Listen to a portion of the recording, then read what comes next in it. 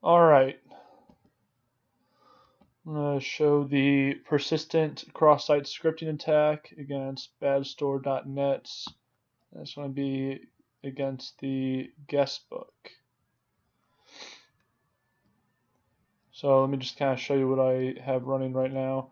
I've got the badstore VM running on the 110 address. This is a virtual host address within the virtual box.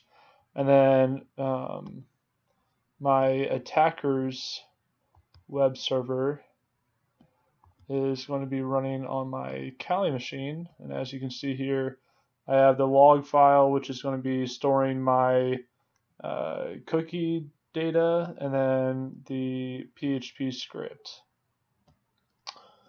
All right, let's start it. All right, and you can see that I'm pointing to the 56.111 stealer.php. That this is the Kali machine, which is acting as my attacker's web server.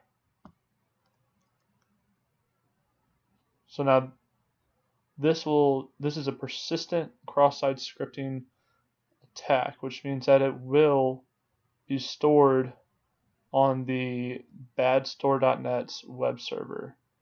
So I'm going to go ahead and add the entry. Chrome doesn't like it. I'm going to go ahead and give it a refresh real quick. Alright, now let's take a look at my Kali Linux machine. Let's look at the log, and there we go. And this is actually a cookie for the web admin that I'm in now. And you can see it also gives me my cart ID, because I do have some things in the cart right now. Alright, now it's time for the SQL injection on badstore.net. Our main target here is going to be this search, and what our end goal is to be able to be able to display a count of how many items are total for sale. So to start off, all I really did was start playing around with the quick item search. And if you notice, if you have no input at all, or if no items matched the search criteria,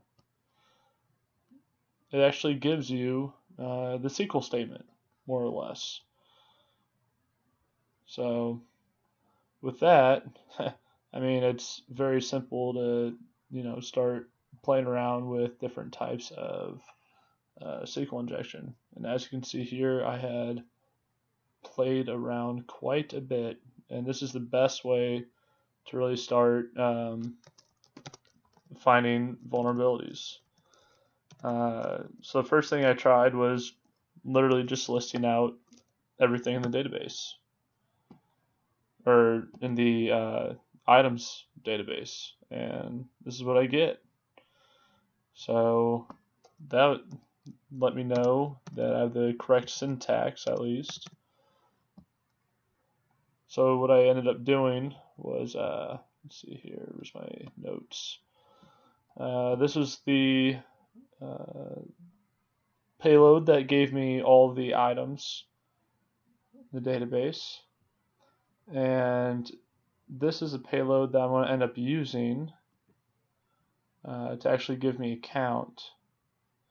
And what's basically going to happen here is this is going to fit perfectly right into here, and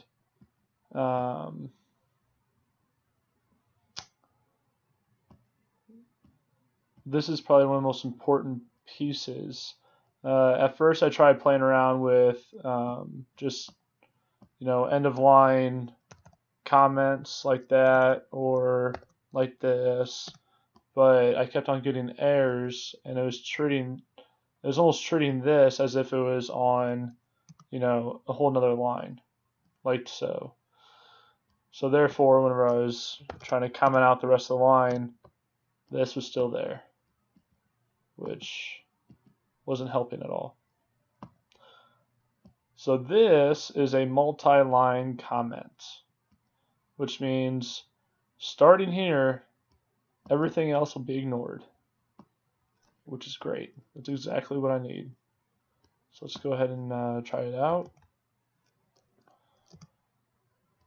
And this is what we get.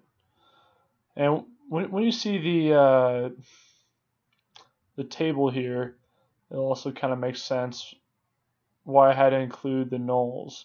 The first one, I mean, really, you know, all it is given null value.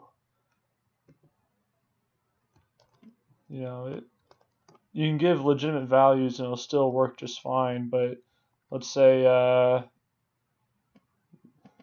you don't really know what the value is supposed to necessarily be. Let's try an LOL in there. You're going to get an error.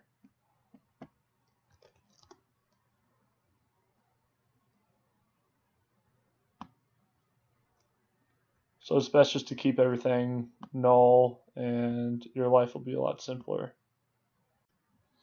Alright, back here at badstore.net. Now we're going to do a CSRF attack.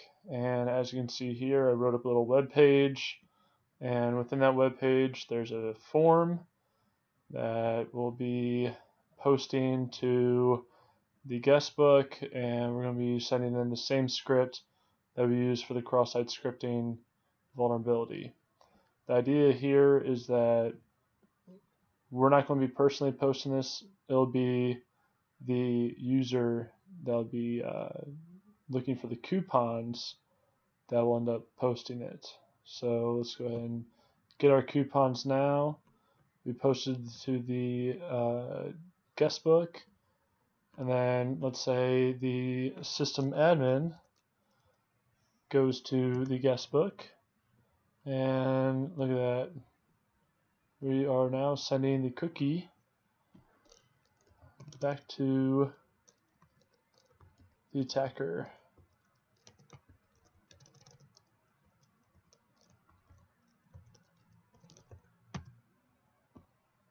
There we go.